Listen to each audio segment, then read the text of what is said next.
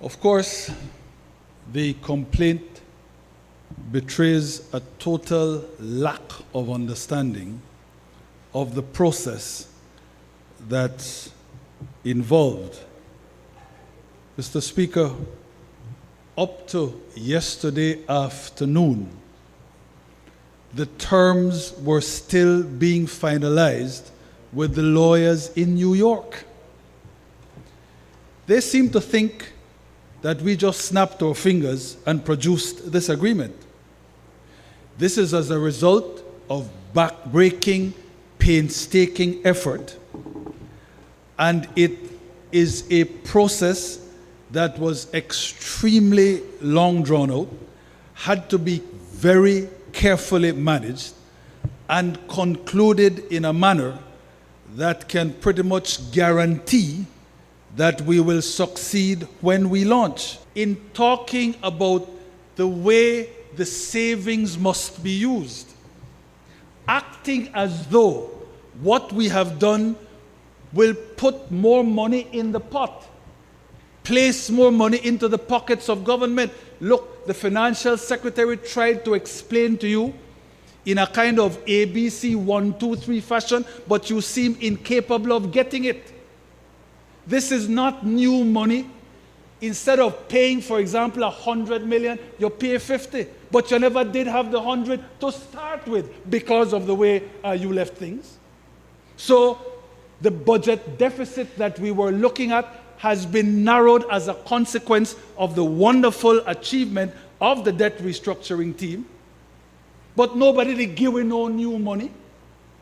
And we have not succeeded in eliminating the commercial debt altogether? Of course not. So please, man, try to understand. The government has an obligation with respect to development. The government has an obligation to do all the things you have been asking for. But for God's sake, don't conflate that with super bond savings. Try to understand. You talk about needing to respect you. Earn that respect by studying and mastering the brief. That's what people send you here to do, you know. Not just going to run your mouth in an empty-headed fashion. But what is beyond doubt is that the People's United Party disrespected the entire country.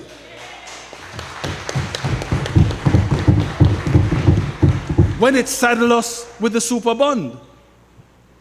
Have they forgotten? Can they not recollect how the super bond came about?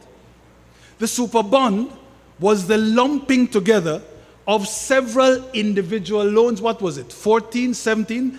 Surely one of them on the other side can help me. That had been contracted at some extortionate rates of interest.